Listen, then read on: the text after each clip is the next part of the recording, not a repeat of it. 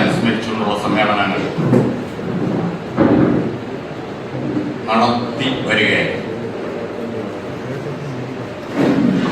അതിന്റെ ഭാഗമാണ് ഇന്ന് റമദാനിലെ 17 ബദർ അനുസ്മരണ സമ്മേളനത്തിന്റെ വേദി കേരള മുസ്ലിം ജമാഅത്ത് കൗൺസിൽ ഒരുക്കുക. നിങ്ങൾക്കറിയാം, ഓരോ വർഷ കാലഘട്ടത്തിൽ ഈ ബദർ ദിന അനുസ്മരണം നടത്താൻ കേരളത്തിലെ അറിയപ്പെടുന്ന മതപണ്ഡിതന്മാരെ കൊണ്ട് പ്രഭാഷണങ്ങൾ നടത്തിയാണ് സംഘടന മുന്നോട്ട് കൊണ്ടുപോയിക്കൊണ്ടിരിക്കുന്നത്. പണ്ഡിതർക്ക് പുറമേ തന്നെ നിയമസഭാ സാമാജികന്മാരായ KT ജലീലും അബ്ദുറഹ്മാൻ ഇണ്ടത്താണി പോലുള്ള നിരവധി ആളുകൾ ഈ വേദിയിൽ പങ്കെടുക്കുകയും സംസാരിക്കുകയൊക്കെ ചെയ്തിട്ടുണ്ട്. ഇപ്രാവശ്യം ഈ കമ്മിറ്റി തീരുമാനമെടുത്തത്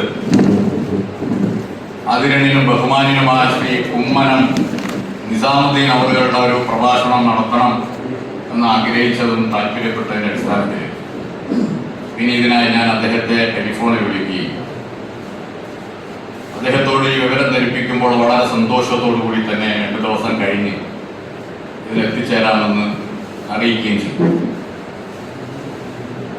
അള്ളാഹുവിന്റെ മഹത്തായ അനുഗ്രഹത്താൽ അദ്ദേഹത്തിന്റെ നാട്ടിൽ നിന്ന് പുറപ്പെട്ടതാണ്.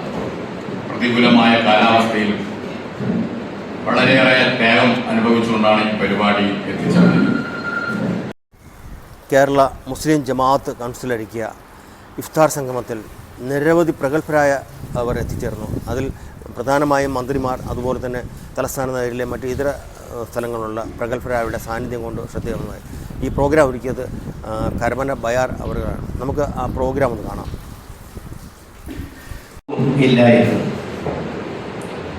രണ്ടാമത്തെ 10 നിങ്ങൾക്ക് രാപ്പകലില്ലാതെ നിങ്ങൾക്ക് സംഭവിച്ചു പോയ തെറ്റുകുറ്റങ്ങൾക്ക് റബ്ബിനോട് പ്രാർത്ഥിച്ച് നിങ്ങളുടെ പാപങ്ങൾ പൊറുക്കപ്പെടിപ്പിക്കേണ്ട ദിവസങ്ങൾ.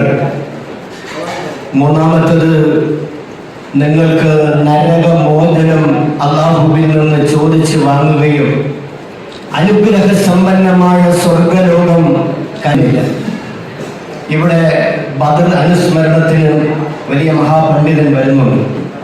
അതുകൊണ്ട് ബദർ എന്താണെന്ന് നമ്മളൊക്കെ ജീവിതത്തിൽ ഒരുപാട് കഴിഞ്ഞ രാത്രി കുറെ ആൾക്കാരെ ഗാസയിൽ കൊന്നു. വീണ്ടും ട്രംപിന്റെ അധികാരം ഉപയോഗിച്ചുകൊണ്ട് ഗാസ വീണ്ടും ഒരു ഖബർസ്ഥാനാക്കി മാറ്റിക്കൊണ്ടിരിക്കുകയാണ്. നമുക്കിവിടെ ഇരുന്ന് പറയാനല്ലാതെ, നമുക്കിവിടെ ഇരുന്ന് പ്രതിഷേധിക്കാനല്ലാതെ നമുക്കൊന്നും ചെയ്യാൻ കഴിയില്ല.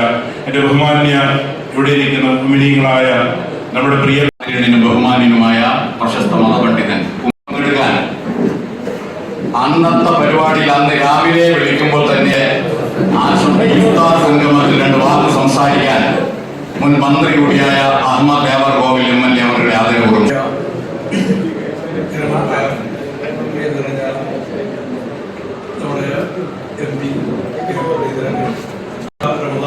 പരിസമാപ്തിയിലേക്ക് നീങ്ങുന്ന ബദർ ദിനത്തിന്റെ ഓർമ്മകൾ അയവിറക്കുന്ന ഒരു മഹത്തായ ദിനമാണിന്ന്.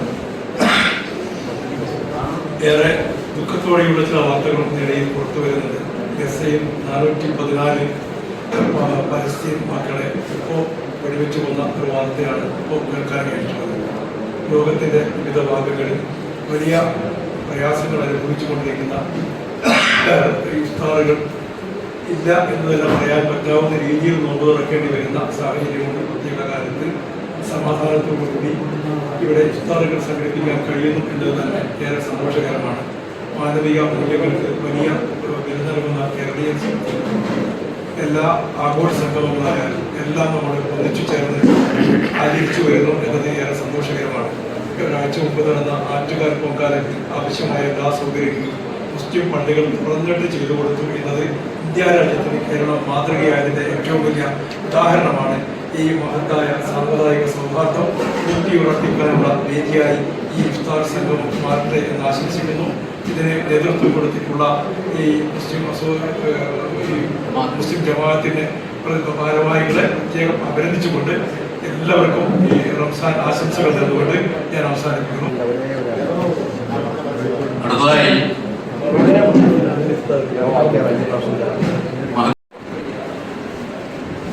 ഇഫ്താർ സംഗമം നല്ല രീതിയിൽ സംഘടിപ്പിച്ച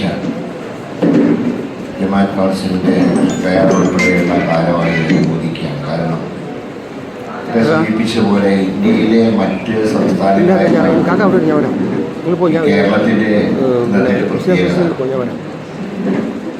വിശുദ്ധ നോമ്പ് കാലത്ത് എല്ലാ ദിവസവും കേരളത്തിൻ്റെ എല്ലാ ഭാഗങ്ങളിലും ഇഫ്താർ സംഗമങ്ങൾ നടക്കുന്ന ഒരു സംസ്ഥാനം കേരളമാണ്. ഞാനിപ്പോഴും ഓർക്കുന്നത് എൻ്റെ പിതാവ് മുഖ്യമന്ത്രി ആയിരിക്കുന്ന കാലങ്ങളൊക്കെ ഒഴിഞ്ഞതിന് ശേഷം മരിക്കുന്നവരെ ആദ്യം മുസ്ലിം അസോസിയേഷൻ ഹാളിൽ ഇഫ്താർ നടത്താറുണ്ട്. അപ്പം അതാണ് കേരളത്തിൻ്റെ ഒരു പ്രത്യേകത എന്ന് പറയുന്നത്. ഭരണകർത്താക്കൾ മാത്രമല്ല, എല്ലാ വിഭാഗങ്ങളിലും പെട്ടവരും ഈ സംഗമങ്ങൾ മൈത്രിയുടെ വേദിയായിട്ട് മറന്നുകൊണ്ട് മറ്റ് സുഖങ്ങളുടെ പിന്നാലെ പോകുന്നതിൻ്റെ ഫലമാണ് ഇന്ന് നമ്മുടെ സമൂഹത്തിൽ കാണുന്ന പല പ്രവണതകൾ. അപ്പൊ നമ്മുടെ സമൂഹത്തിൽ ഇപ്പോഴും ഇങ്ങനെയുള്ള അവസ്ഥകൾ ഉണ്ടാകുമ്പോൾ അതൊക്കെ ഈ സമൂഹത്തിൽ നിന്ന് തുടച്ചു നീക്കപ്പെടേണ്ട കാര്യങ്ങൾ തന്നെയാണ്. കാരണം മനുഷ്യർ എല്ലാ മതഗ്രന്ഥങ്ങളും ഉദ്ഘോഷിക്കും. അപ്പൊ യഥാർത്ഥ ദൈവത്തിനെ ഇഷ്ടപ്പെടുന്നവർ ഇതുപോലെ നമ്മൾ ഒരുമിച്ച് അവർ സമീപനം പ്രത്യേകമായി കേരളത്തിൽ അവരുടെ ഭാഗമായി ജീവിക്കുന്ന ആളുകളാണ് ഇസ്ലാം സമുദായം. നമ്മൾ എല്ലായിടത്തും കേൾപ്പെടുകയാണ്. ഞാൻ ഇസ്ലാം സമുദായക്കാരുടെ കുട്ടികൾക്ക്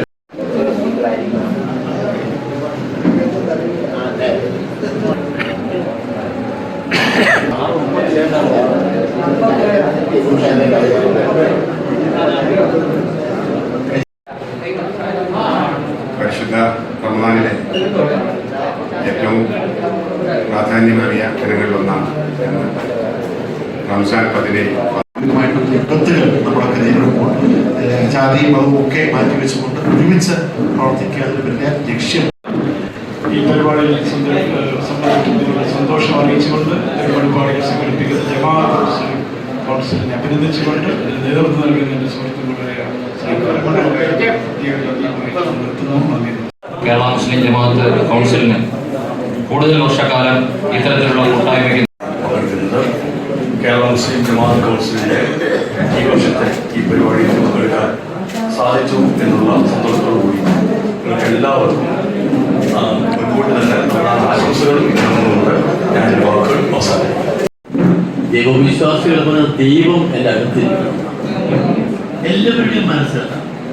മരണം എത്തുന്ന നേരത്ത് എൻ്റെ അരികിലിരിക്കണം. ആ ബോധം മനുഷ്യനുണ്ടാവുന്ന കാലം